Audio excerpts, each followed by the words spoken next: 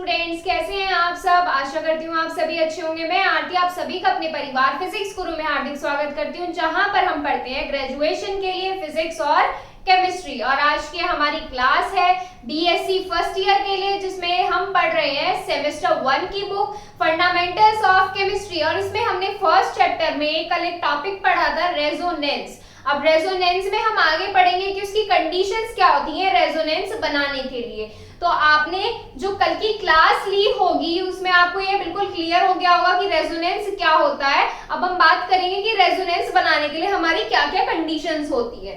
तो इसमें डालेंगे कंडीशंस फॉर रेजोनेंस।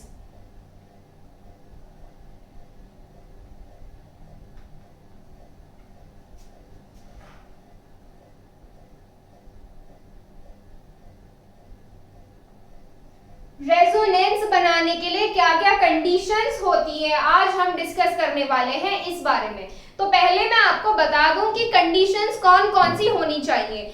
जिस कंपाउंड में हम रेजोनेंस देखते हैं, जिस कंपाउंड में रेजोनेंस देखते हैं उसमें अल्टरनेट पोजीशन पर पाई बॉन्ड प्रेजेंट होने चाहिए। मतलब अल्टरनेट पोजीशन पर डबल बॉन्ड प्रेजेंट होने चाहिए।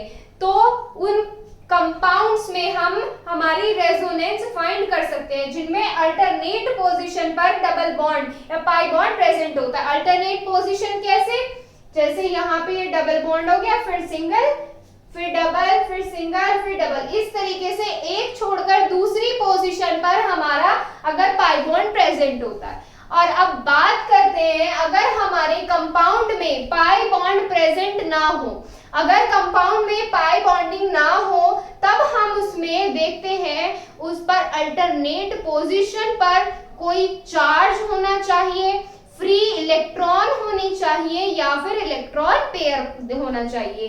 तब हमारा कंपाउंड जो होगा हमारी रेजोनेंस शो करेगा। देखिए इस तरीके से, देखिए यहाँ हो गया डबल सिंगल डबल सिंगल, और यहाँ पे हमारा क्या दे दिया, कंपाउंड में सिंगल बॉन्ड दे दिया।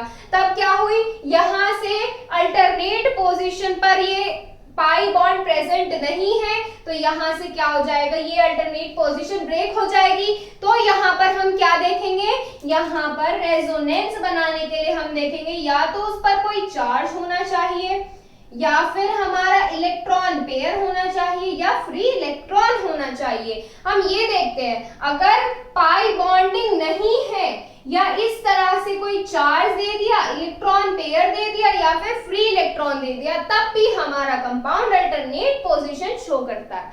अब तीसरी कंडीशन इसमें आती है क्या, अगर हमारा डबल बॉन्ड भी दे दिया और इस तरीके से हमारे कंपाउंड पर चार्ज भी दे दिया, तब जब हम प्रायोरिटी देंगे, किसको देंगे, या तो हमें चार्ज फ्री इलेक्ट्रॉन या इलेक्ट्रॉन पेयर को प्रायोरिटी देनी होगी या फिर डबल बॉन्ड को। जो हम इसमें प्रायोरिटी देते हैं, हम डबल बॉन्ड को प्रायोरिटी देते हैं, ना कि इलेक्ट्रॉन या चार्ज को।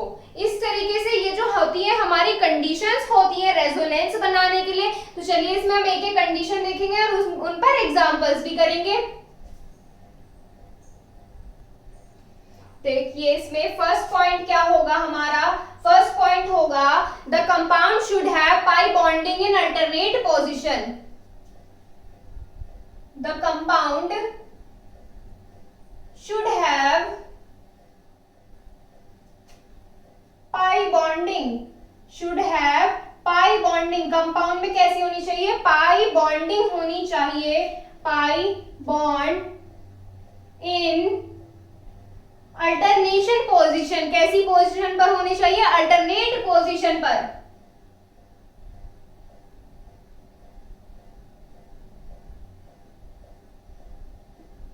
एग्जाम्पल देखिए, एग्जाम्पल क्या हो जाएगा, अभी हमने क्या लिखा, the compound should have pi bond in alternate position. अब इसमें एज अ एग्जाम्पल समझेंगे हम, एक एग्जाम्पल ले लिया हमने यहाँ पर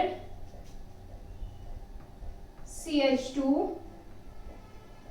CH,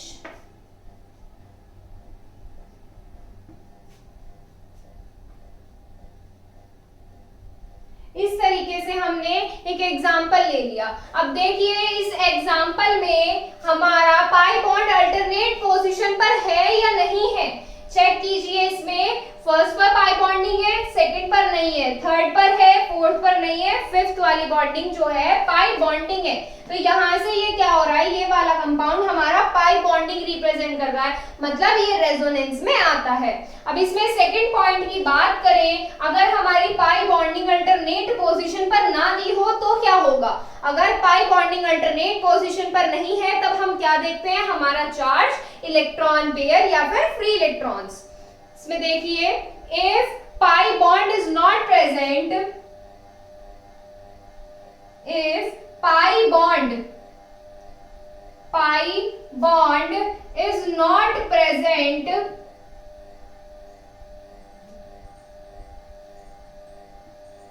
at alternate position, pi bond is not present at alternate position, pi bond अगर हमारा अल्टरनेट पोजीशन पर प्रेजेंट ना हो तब क्या होगा इसमें।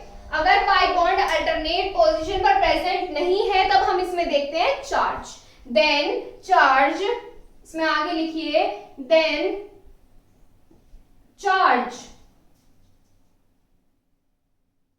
चार्ज कोई सा भी चार्ज हो, पॉजिटिव हो या नेगेटिव हो, और क्या देखते हैं, free electron, then charge, free electron,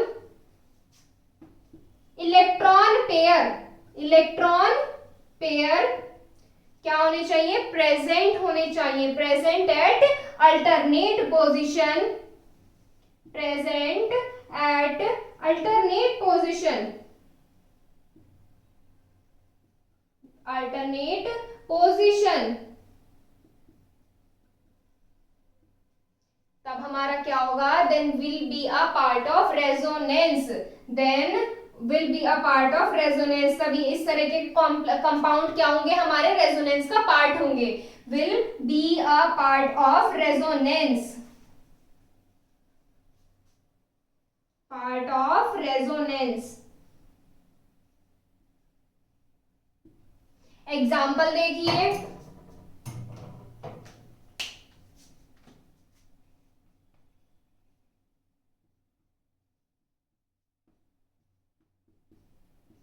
इस तरीके से हमने कोई हमारा कंपाउंड ले लिया, इस चेन को आप आगे भी बढ़ा सकते हो, कितनी भी बढ़ा सकते हो, आपकी मर्जी है।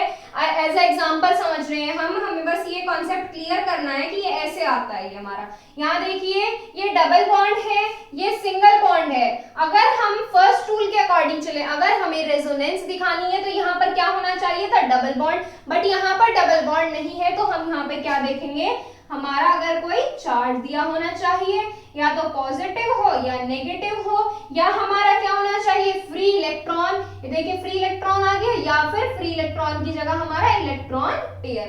तब अगर हमारे अल्टरनेट पोजीशन पर चार्ज प्रेजेंट आ जाता है, चार्ज आ जाता है, तब ये हमारा कंपाउंड पार्ट होगा रेजोनेंस का। इस एग्जांपल को नोट कीजिए आप।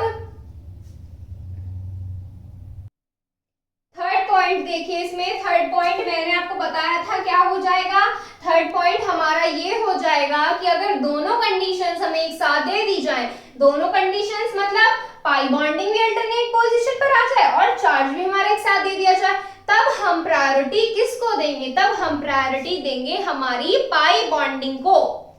इसमें नेक्स्ट पॉइंट ये होगा, if both conditions are present at same time, लिखिए इसमें, if both conditions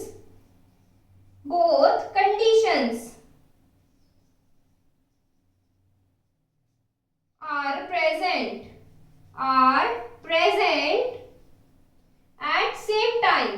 at same time, both conditions are present at same time, then priority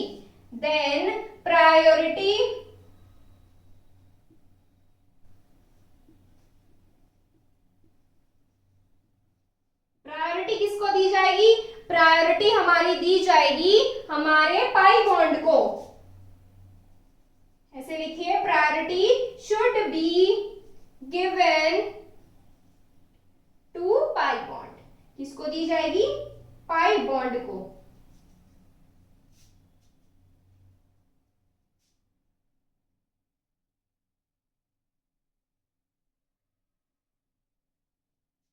clear हो गया।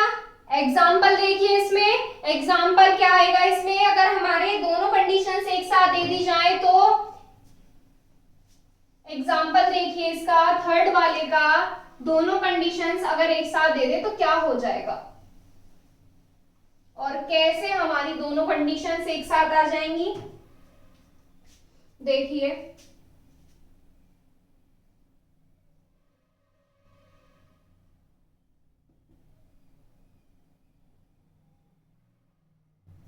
इस तरीके से हमने ये क्या बना ली, ये हमारा कोई कंपाउंड ले लिया, क्या ले लिया हमने, ये क्या किसकी स्ट्रक्चर होती है, ये हमारी पायरिडीन की स्ट्रक्चर होती है, ये हमारी पायरिडीन की स्ट्रक्चर होती है। इसमें यहाँ पे an atom, nitrogen atom present होता है, जिस पर ये देखिए क्या प्रेजेंट है, ये इलेक्ट्रॉन पेयर प्रेजेंट है इस वाले एटम पर। यहाँ पर क्या प्रेजेंट हो रहा है, ये क्या है, ये 2 डॉट्स जो है ये हमारे इलेक्ट्रॉन पेयर रिप्रेजेंट करते हैं।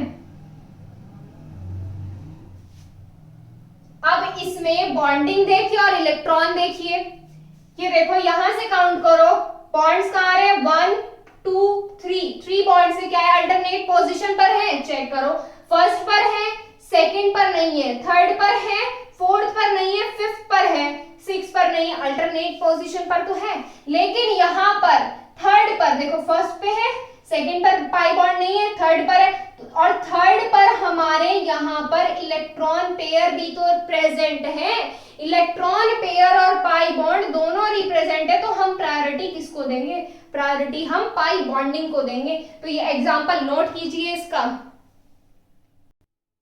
देखिए इसमें आगे है कैरेक्टरिस्टिक रेजोनेंस के कैरेक्टरिस्टिक क्या होते हैं, मैं पहले आपको बता देती हूँ, फिर उसके बाद हम पॉइंट टू पॉइंट इनको लिखेंगे। फर्स्ट पॉइंट हमारा इसमें क्या बनता है, ये बनता है कि जो रेजोनेटिंग स्ट्रक्चर्स होती हैं, आप सभी को पता है, ये लास्ट वाली क्लास में भी हम इसको डिस्कस कर चुके हैं, जो हमारी रेजोनेटिंग स्ट्रक्चर्स होती हैं वो हमारी रियल स्ट्रक्चर्स नहीं होती कंपाउंड की। Resonating structures are not a real structure of compounds, but they are कैसी स्ट्रक्चर्स होती हैं, वो कंट्रीब्यूटिंग होती है और हमारी कैनोनिकल होती है। कैसी स्ट्रक्चर्स होती हैं, वो कंट्रीब्यूटिंग और कैनोनिकल। और सेकंड पॉइंट हमारा ये बनता है कि जो हमारी स्टेबिलिटी होती है, स्टेबिलिटी कंपाउंड की डिपेंड करती है उसकी रेजोनेटिंग स्ट्रक्चर्स पे। कैसे, अगर हमारी रेजोनेटिंग स्ट्रक्चर लार्ज बनेगी, लार्ज इन नंबर, मतलब किसी कंपाउंड की रेजोनेटिंग स्ट्रक्चर ज्यादा बन रही है, 3 बन रही है, 4 बन रही है, 5 बन रही है, कितनी भी रेजोनेटिंग स्ट्रक्चर्स बन रही है, अगर ज्यादा नंबर में बन रही है, जितनी ज्यादा रेजोनेटिंग स्ट्रक्चर्स होंगी उतना ज्यादा हमारा कंपाउंड स्टेबल होगा। क्यों, क्योंकि जैसे जैसे हमारे बॉन्ड्स डिसोसिएट होते चले जाएंगे, एनर्जी कांस्टेंट क्या होगा, डिक्रीज होता चला जाएगा। एनर्जी कांस्टेंट डिक्रीज होगा तो हमारा कंपाउंड क्या हो जाएगा, स्टेबल हो जाएगा। और जो हमारा रेजोनेटिंग स्ट्रक्चर्स के नंबर्स होते हैं, मतलब कितनी रेजोनेटिंग स्ट्रक्चर्स बनती है, वो डिपेंड करती है कि हमारे अल्टरनेट पोजीशन पर कितने हमारा वो इलेक्ट्रॉन्स होते हैं, इलेक्ट्रॉन्स मतलब पाई बॉन्ड। जो नंबर ऑफ रेजोनेटिंग स्ट्रक्चर्स होती हैं वो डिपेंड करेंगी नंबर ऑफ अल्टरनेट पोजीशन पर। जितनी ज्यादा अल्टरनेट पोजीशंस होंगी उतनी ज्यादा उसकी स्ट्रक्चर बनेगी। तो ये तो हो गया सेकेंड पॉइंट।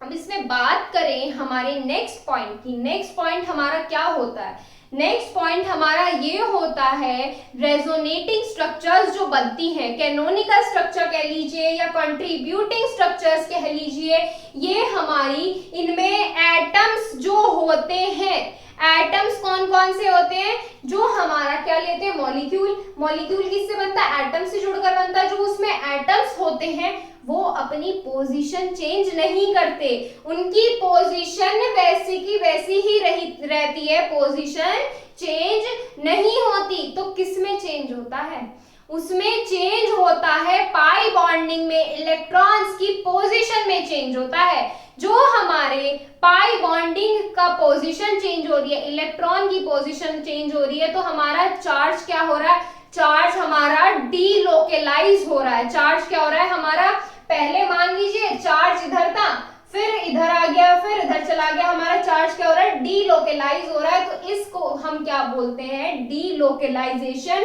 ऑफ चार्ज या इलेक्ट्रॉन या चार्ज का डीलोकेलाइजेशन। तो ये होता है हमारा इसमें थर्ड पॉइंट। चलिए पहले इतने को लिख लेते हैं, फर्स्ट पॉइंट डालिए इसमें, आगे हम साथ साथ डिस्कस करते चलेंगे।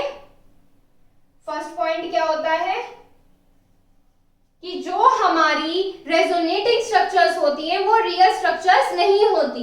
यही हो जाएगा इसमें first point. Second point, third point मैं लिख दूंगी, आप इनको नोट कीजिएगा। देखिए ये है हमारे characteristic, resonating structure are not the real structure. ये क्या है, real structure, but they are canonical और कंट्रीब्यूटिंग स्ट्रक्चर। जो हमारी रेजोनेटिंग स्ट्रक्चर होती है कंपाउंड की रियल स्ट्रक्चर नहीं होती है, और कैसी होती है, कैनोनिकल या कंट्रीब्यूटिंग स्ट्रक्चर्स होती हैं। सेकंड पॉइंट क्या बताया था हमने, स्टेबिलिटी का बताया था। Stability of compound depends on the number of resonating structure. If resonating structure of compound are large in number, large in number मतलब किस तरीके से कि जितनी ज्यादा resonating structure होंगी then it will be more stable. क्यों होंगी, because a number of bond has been dissociated. number of bonds क्या होंगे, dissociate होंगे, तो energy क्या हो जाएगी कंपाउंड की, कांस्टेंट हो जाएगी। एनर्जी क्या होगी, एनर्जी कांस्टेंट क्या होगा, कंपाउंड का डिक्रीज होता चला जाएगा एनर्जी कांस्टेंट, और हमारा कंपाउंड क्या हो जाएगा, ज्यादा स्टेबल हो जाएगा। अब इसमें बात करते हैं थर्ड पॉइंट की। थर्ड पॉइंट हमारा क्या कहता है, इसमें देखिए, in resonating structure the number of atoms and their position remains unchanged.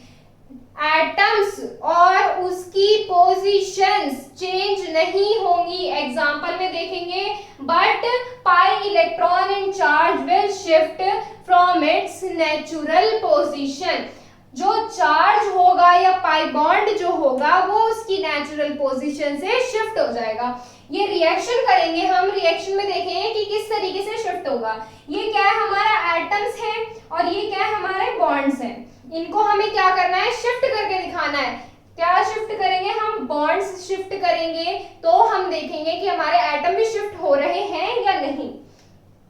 तो देखिए इसमें क्या करेंगे, ये वाला बॉन्ड हमने इधर को ब्रेक किया, तो एरो पर क्या होता है, एरो पर क्या होता है, जब ये हम एरो बनाते हैं बॉन्ड्स का, क्या करते हैं, बॉन्ड हम ब्रेक करते हैं, तब एरो पर क्या बनता है, आगे नेगेटिव होता है और पीछे कैसा होता है, पॉजिटिव होता है। तो ऐसे इस पे होने वाला है, आगे इस पे क्या आएगा, पार्शियली नेगेटिव आएगा और पीछे पार्शियली पॉजिटिव आएगा। इसी तरीके से ये वाला बॉन्ड ब्रेक होगा, यहाँ पर क्या आएगा, पार्शियली नेगेटिव और पार्शियली पॉजिटिव। जिस डायरेक्शन में ये बॉन्ड ब्रेक किया है उसी डायरेक्शन में हमें ये वाला बॉन्ड ब्रेक करना है। आप चाहे तो पलट लीजिए, इस डायरेक्शन में बॉन्ड ब्रेक कर लीजिए, तो ये वाला भी इसी डायरेक्शन में बॉन्ड ब्रेक होगा। तो इसमें देखिए यहाँ पर क्या आ जाएगा, ये CH2 तो ऐसे ही रहने वाला है, CH2 तो ऐसे ही आ गया।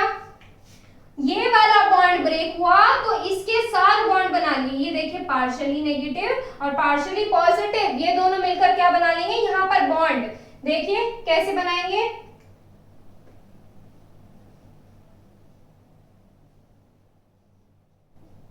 इस तरीके से बना लेंगे। एटम्स की पोजीशन चेंज हुई क्या, एटम्स कौन से हैं, ये हमारे CH2, CH2, ये क्या है, हमारे इस कंपाउंड में एटम्स हैं। क्या इनकी पोजीशन चेंज हुई, नहीं हुई। किसकी पोजीशन चेंज हुई, हमारे बॉन्ड्स की पोजीशन चेंज हुई, और इस पर कैसा चार्ज आ जाएगा, इस पर चार्ज आ जाएगा हमारा पॉजिटिव। कैसे चार्ज आ जाएगा, पॉजिटिव। इनकी बैलेंसी भी तो कंप्लीट करनी होती है हमें। तो इसमें अब ये वाला बॉन्ड ब्रेक हो गया हमारा, इसके साथ बॉन्डिंग कर ली, यहाँ पे क्या आ जाएगा, सिंगल बॉन्ड CH2 नेगेटिव। यहाँ पर देखिए किस तरीके से आया हुआ है, यहाँ पे ये नेगेटिव है, तो यहाँ पर भी कितना आ जाएगा, पार्शियली नेगेटिव चार्ज। तो यहाँ से देखो अब इसमें क्या हुआ, एटम्स और उनकी पोजीशन चेंज नहीं हुई है, चेंज क्या हुआ है, चार्ज और हमारा पाई बॉन्ड। चेंज किस में आया है, चार्ज में आया, पाई बॉन्ड में आया, और ये क्या होता है हमारा, इसको हम बोलते हैं डीलोकेलाइजेशन ऑफ चार्ज और इलेक्ट्रॉन, डीलोकलाइजेशन ऑफ चार्ज और इलेक्ट्रॉन। इन्हें नोट कीजिए फटाफट से।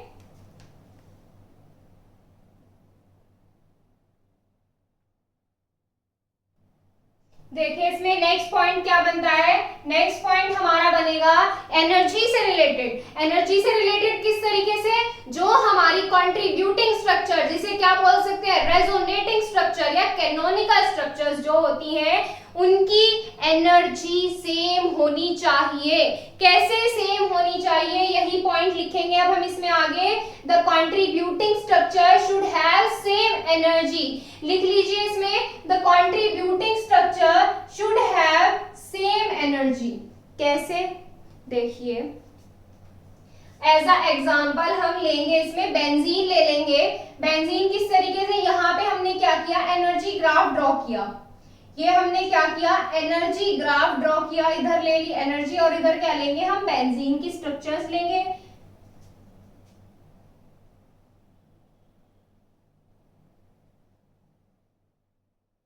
ये होती है बेंजीन की स्ट्रक्चर, किसकी, दीवार की स्ट्रक्चर।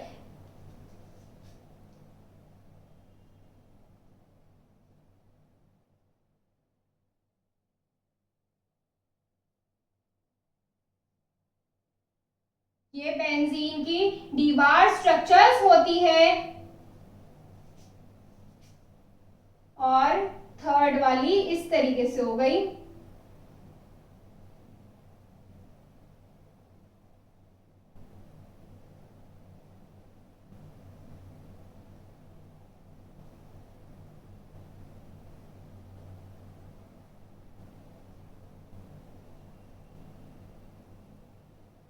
ये क्या हो गई हमारी बेंजीन की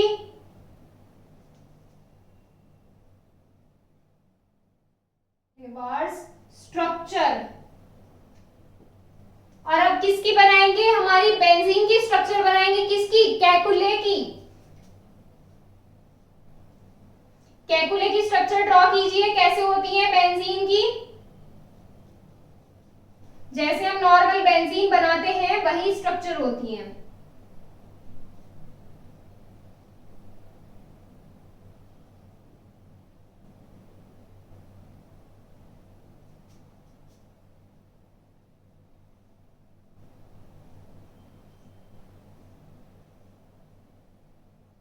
ये बॉन्ड इधर आ जाएंगे। हम इसमें आगे ये भी डिस्कस करेंगे कि ये बॉन्ड इधर कैसे आया, ये वाला इधर कैसे आया, ये वाला इधर कैसे आया, ये बॉन्ड कैसे डीलोकलाइज होंगे, इसके बारे में भी डिस्कस करेंगे। पहले ये देख लीजिए सेम एनर्जी कैसे होनी चाहिए। ये किसकी है, कैकुले की स्ट्रक्चर्स है।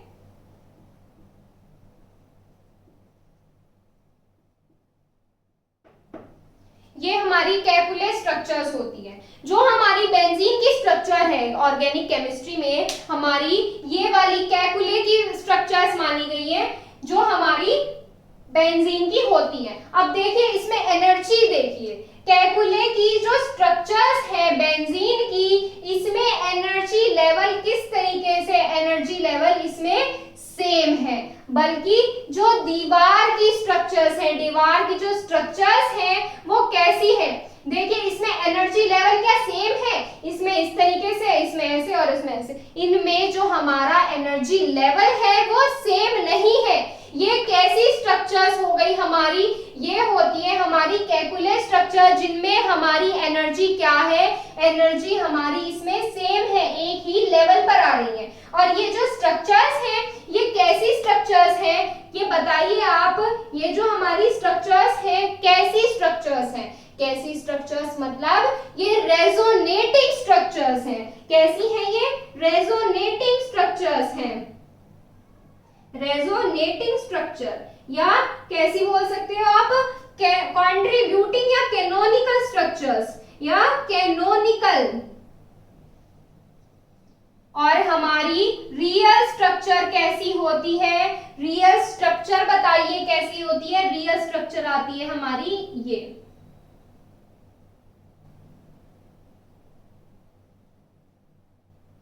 क्या होती है हमारी रियल स्ट्रक्चर होती है बेंजीन की। अब इसमें ये कैसी हो गई, एक्चुअल स्ट्रक्चर या रियल स्ट्रक्चर बोल लीजिए।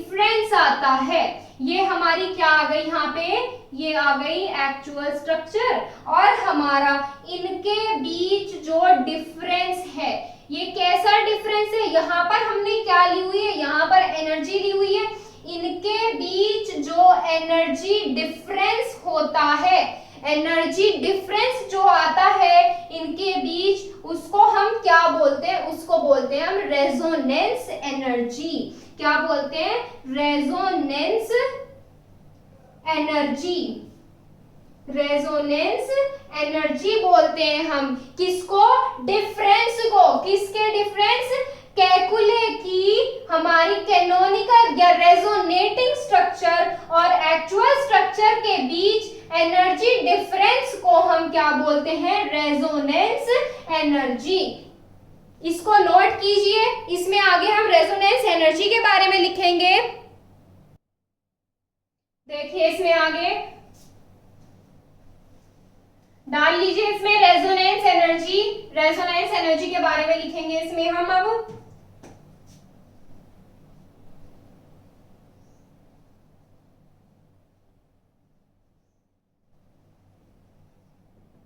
रेजोनेंस एनर्जी क्या होती है, अभी मैंने आपको बताया, यही हम इसमें लिखेंगे अब।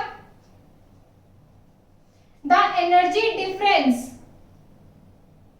The energy difference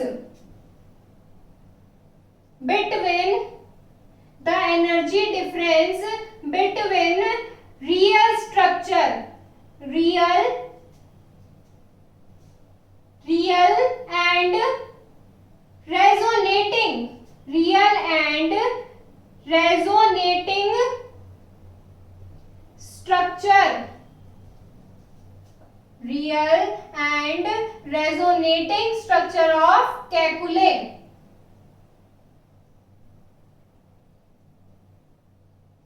the energy difference between real and resonating structures of calculi is known as resonating structure, resonance energy is known as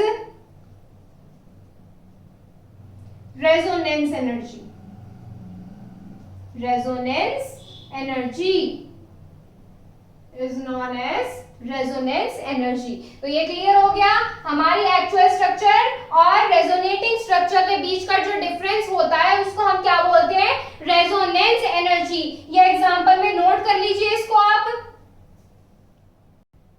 देखिए इसमें आगे नेक्स्ट पॉइंट जो है हमारा, नेक्स्ट पॉइंट हमारा क्या बनता है, नेक्स्ट पॉइंट ये फिफ्थ होगा। फिफ्थ पॉइंट हमारा क्या बनेगा, हमारा जो चार्ज होता है किस पर, जो हमारी रेजोनेटिंग स्ट्रक्चर्स पर जो चार्ज होता है या इलेक्ट्रॉन होता है, वो हमारे एटम की नेचर को सेटिस्फाई करना चाहिए।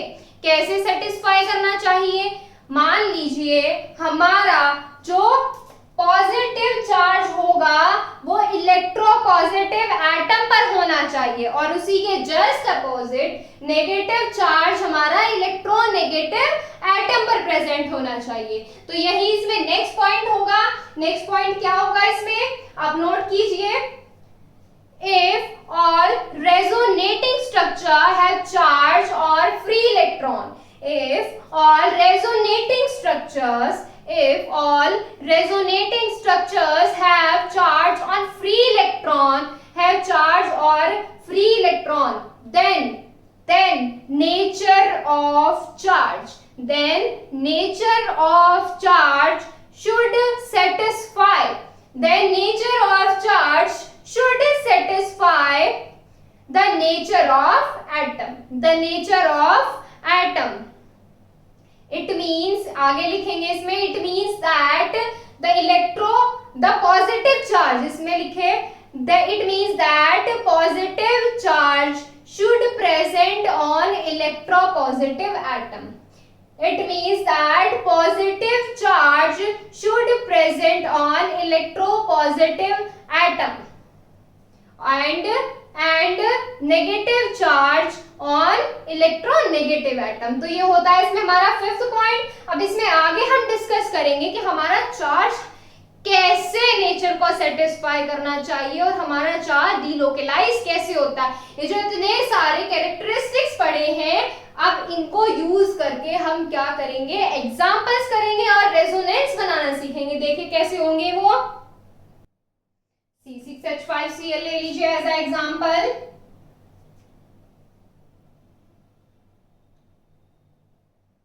C6H5Cl क्या होता है, क्लोरोबेंजीन। क्या होता है, क्लोरोबेंजीन। क्लोरोबेंजीन की स्ट्रक्चर बनाएंगे, कैसे होगी, बेंजीन पर क्लोरीन एटम प्रेजेंट होगा।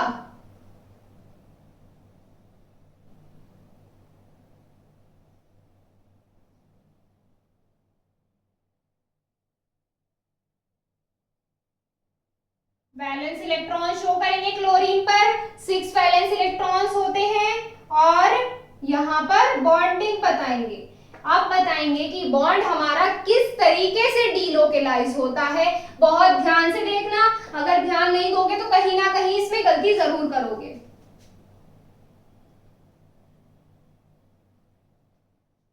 देखो ये बॉन्ड क्या होगा हमारा, ये बॉन्ड हमें डीलोकलाइज करना है, हमें इसकी नेचुरल पोजीशन से हटा के दूसरी पोजीशन पर पहुंचाना है, ताकि हमें इसकी रेजोनेटिंग स्ट्रक्चर्स मिल सके। क्या मिल सके, रेजोनेटिंग स्ट्रक्चर्स। अब ये बॉन्ड हमने इधर को ब्रेक किया, किधर ब्रेक किया, इधर ब्रेक किया, ये बॉन्ड हमारा इधर डीलोकलाइज होगा इस साइड को। सबको पता है एरो के फ्रंट पर कैसा चार्ज होता है, एरो के फ्रंट पर हमेशा नेगेटिव चार्ज होता है और बैक पर कैसा होता है, पॉजिटिव। कैसा होता है, पॉजिटिव। इस तरीके से होगा। तो यहां पर हमारी रेजोनेटिंग स्ट्रक्चर किस तरीके से बनेगी, रेजोनेटिंग स्ट्रक्चर जो बनेगी वो कैसे बनेगी, देखिए।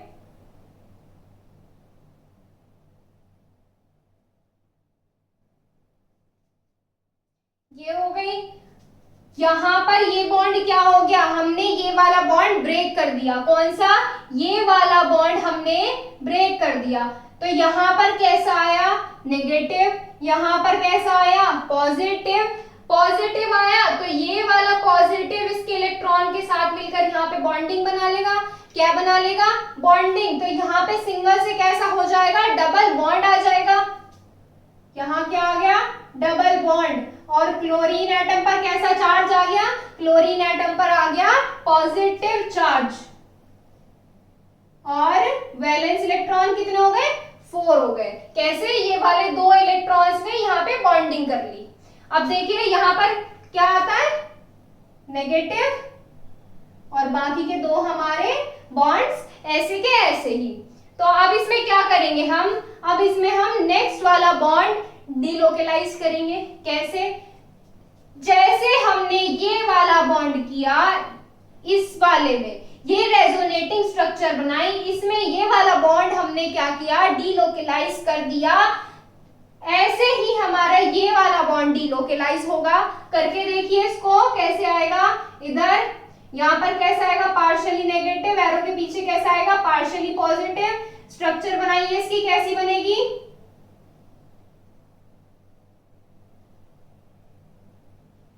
क्लोरीन तो हमारा ऐसे ही रहेगा।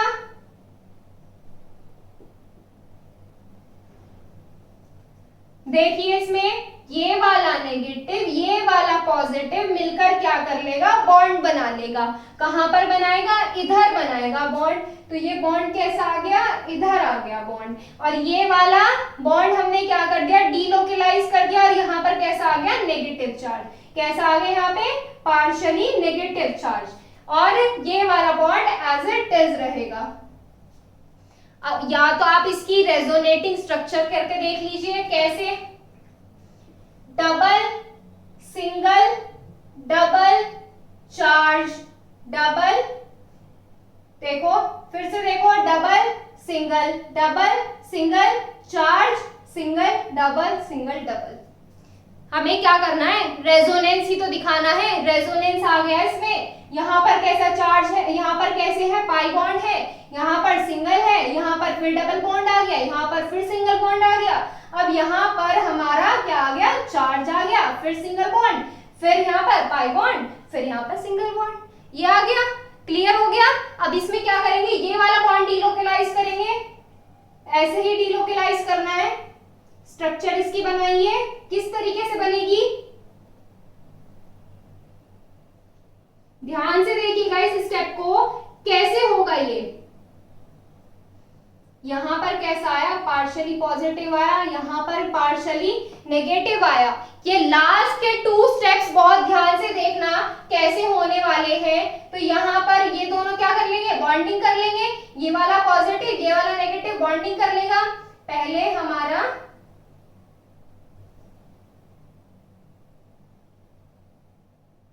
ये हो गई बॉन्डिंग, यहां पर कैसा आ गया, नेगेटिव चार्ज आ गया, नेगेटिव चार्ज आ गया। अब जो हमारी रिंग बनी हुई है, जो हमारी यहाँ पर साइक्लिक स्ट्रक्चर बनी हुई है, इसके बॉन्ड्स तो हमने डीलोकेलाइज कर दिए, पर ये वाला बॉन्ड भी तो डीलोकेलाइज होगा, ये वाला बॉन्ड क्लोरीन वाला बॉन्ड भी तो डीलोकेलाइज होगा। देखिए कैसे होगा, ये वाला बॉन्ड इधर को डीलोकेलाइज होगा, डायरेक्शन सारी सेम रहनी है, डायरेक्शन सभी बॉन्ड्स की सेम रहनी है। देखिए यहाँ पर कैसा आ जाएगा, पॉजिटिव आ जाएगा, तो वो वाला पॉजिटिव और नेगेटिव मिलकर क्या कर लेंगे, बॉन्ड बना लेंगे। बनवाइए बॉन्ड इनसे।